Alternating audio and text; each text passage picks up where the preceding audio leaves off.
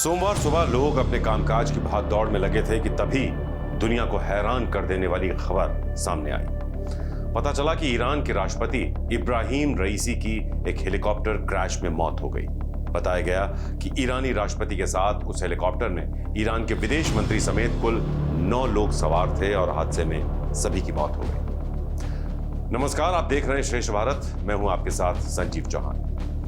Iran के राष्ट्रपति इब्राहिम रईसी की मौत से दुनिया भर में एक नई बहस शुरू हो गई है। चीन, भारत, रूस, सऊदी अरब समेत कई बड़े बड़े देश रईसी की मौत पर शोक प्रकट कर चुके हैं, तो वहीं ईरान के मित्र देश रईसी की मौत को साजिश बता रहे हैं। दरअसल ईरानी राष्ट्रपति का हेलीकॉप्टर रविवार को क्रैश हुआ था, लेकिन उनकी मौत की पुष्टि सोमवार को मलबा मिलने के बाद हुई।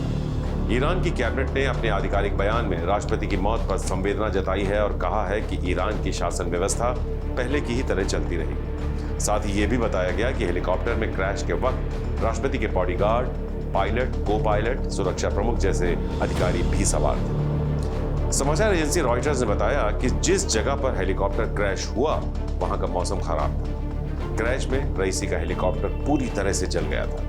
इस वजह से बचाव दल को घटनास्थल तक पहुंचने में काफी मशक्कत करनी पड़ी। ईरानी मीडिया का कहना है कि राष्ट्रपति रईसी रविवार को अजरबैजान में किज कलासी और खोदा फरिन बांध का उद्घाटन करने गए थे। उद्घाटन के बाद रईसी तबरेज शहर की ओर जा रहे थे, जो ईरान के पूर्वी अजरबैजान प्रांत की राजधानी है। इसी दौरान रास्ते में खराब मौसम के चलते हेलीकॉप्टर क्रैश हो गया। सोमवार सुबह जैसे ही ईरानी राष्ट्रपति की मौत की खबर सामने आई तो कुछ लोग इसके पीछे साजिश की बात करने लगे।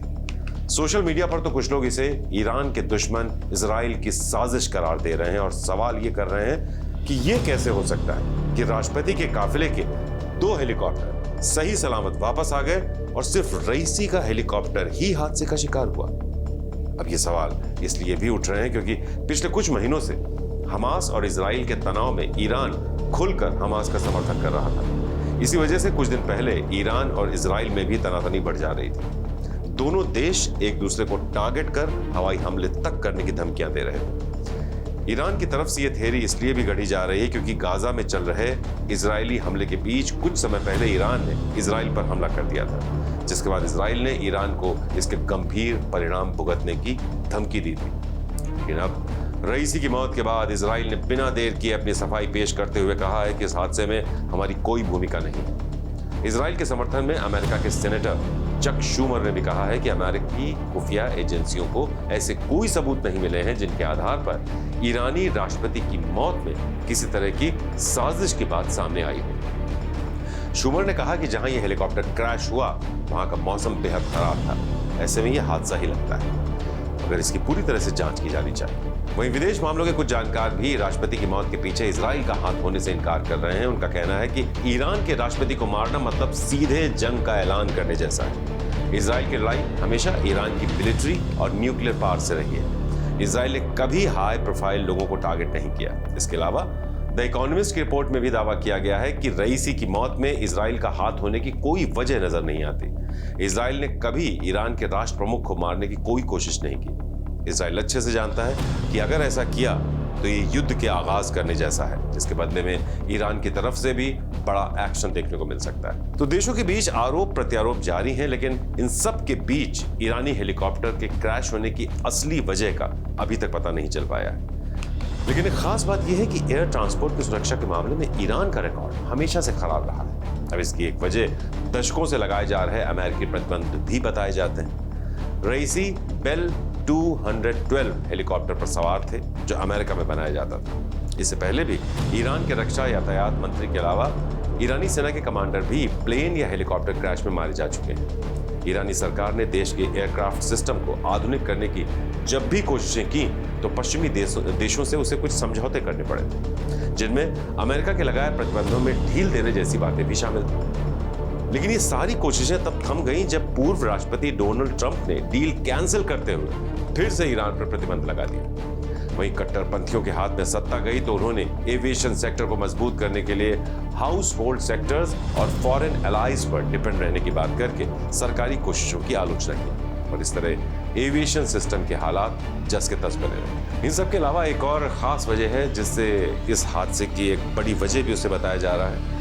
अजरबैजान से उड़ान भरते वक्त रईसी के काफिले में 3 हेलीकॉप्टर थे, जिनमें से 2 सही सलामत अपनी मंजिल तक पहुंच गए। लेकिन जो हेलीकॉप्टर मंजिल तक नहीं पहुंच पाया और दुर्घटना का शिकार हुआ वो था बेल 212 हेलीकॉप्टर। तो आइए आपको इस हेलीकॉप्टर के बारे में कुछ अहम बातें बताते हैं। ये जो बेल 212 हेलीकॉप्टर है, वियतनाम युद्ध में इस्तेमाल हुए UH-1N ट्विन की तरह ही एक यात्री हेलीकॉप्टर है। यह हेलीकॉप्टर सरकार और निजी दोनों ऑपरेटर्स की ओर से इस्तेमाल किया जाता है। बेल 212 हेलीकॉप्टर 1960 के दौर में कनाडा की सेना के लिए बनाया गया था। ये UH-1 इरोक्वाइस का एक नया मॉडल था। नए इंजन में जो नया डिजाइन था, इसमें 2 इंजन इस्तेमाल किए गए जिनकी क्षमता भी पहले से ज्यादा है। 1971 में लॉन्च होते ही इस हेलीकॉप्टर को अमेरिका और कनाडा ने अपने बेड़े में शामिल कर लिया था। ये यूटिलिटी हेलीकॉप्टर्स होते हैं, इसलिए इनको UH भी कहा जाता है। UH जैसे नाम सेना इस्तेमाल करती है। इन हेलीकॉप्टर्स को हर तरह के काम में लिया जा सकता है, जैसे यात्रियों को लाना ले जाना, आग बुझाने का काम, माल ढुलाई, हथियारों की सप्लाई। तो रईसी जिस हेलीकॉप्टर में सवार थे उसे इस तरह से मॉडिफाई किया गया था कि सरकार के बड़े नेता या अधिकारी इसका इस्तेमाल कर सके। इस हेलीकॉप्टर को अमेरिकी कंपनी बेल टेक्सट्रॉन मैन्युफैक्चर करती है, जिसका मुख्यालय टेक्सास में है। बेल 212 हेलीकॉप्टर की लंबाई लगभग 17 मीटर, ऊंचाई करीब 4 मीटर होती है। इसमें 15 लोगों के बैठने की कैपेसिटी होती है। बेल 212 हेलीकॉप्टर को चलाने में 1 घंटे में करीब 1,35,000 रुपए का खर्च आता है। इससे पहले एक निजी ऑपरेटर का ऐसा हेलीकॉप्टर UAE में सितंबर 2023 में क्रैश भी हुआ। ईरान में इस तरह का क्रैश साल 2018 में हुआ था। उस वक्त हादसे में 4 लोग मारे गए। तो ये तो बात हुई उस हेलीकॉप्टर की जिसके बारे में खूब चर्चे हो रहे हैं। अब बात कर लेते हैं इब्राहिम रईसी की, जिनकी मौत की खबर दुनिया भर की सुर्खियों में छाई हुई है। ईरानी राष्ट्रपति इब्राहिम रईसी 63 साल के थे। उनका जन्म 1960 में उत्तर पूर्वी ईरान के मशहद शहर में हुआ था। इसी शहर में शिया मुसलमानों के लिए सबसे पवित्र माने जाने वाली मस्जिद भी है। रईसी काफी कम उम्र में ही एक ऊंचे ओहदे पर पहुंच गए थे। रईसी के पिता एक मौलवी थे। रईसी जब 5 साल के थे तभी उनके पिता का निधन हो गया था। रईसी ने 15 साल की उम्र से ही एक शिया संस्थान में पढ़ाई शुरू कर दी। 1989 से 1994 के बीच रईसी तेहरान के प्रोसिक्यूटर जनरल रहे। इसके बाद 2004 से अगले 1 दशक तक जुडिशियल अथॉरिटी के डेप्यूटी चीफ रहे। 2014 में वो ईरान के प्रोसिक्यूटर जनरल बन गए थे। ईरानी न्यायपालिका के प्रमुख रहे रईसी के राजनीतिक विचार अल्ट्रा रेडिकल यानी बेहद कट्टरवादी माने गए। जून 2021 में रईसी उदारवादी हसन रूहानी की जगह इस्लामिक रिपब्लिक ऑफ ईरान के राष्ट्रपति चुने गए। रईसी धार्मिक स्कॉलर और वकील भी रहे। शिया धर्मगुरुओं की हायरार्की में वो धर्मगुरु आयतुल्लाह से सिर्फ 1 लेवल नीचे माने जाते थे। इब्राहिम रईसी ने जब जून 2021 में ईरान की सत्ता संभाली तब उनके सामने घरेलू स्तर पर कई चुनौतियां थी। अब जब वो इस दुनिया में नहीं रहे तो फिर से ईरान के सामने वही सारी चुनौतियां आ खड़ी हुई हैं। बताया जा रहा है कि इब्राहिम रईसी की मौत के बाद ईरान की सत्ता उपराष्ट्रपति मोहम्मद मुखबर के पास चली जाएगी, मगर 50 दिनों के अंदर फिर से चुनाव करवाए जाने होंगे। इस बड़ी दुर्घटना के बाद अमेरिका के एक सांसद रिक स्कॉट ने एक बेहद चुभने वाली बात भी कही। स्कॉट ने ट्वीट कर लिखा है, अगर इब्राहिम रईसी जिंदा नहीं बचे हैं तो ये अच्छी बात है। वो शख्स एक आतंकवादी और तानाशाह था। ना उनसे कोई प्यार करता था, ना उनका कोई सम्मान करता था।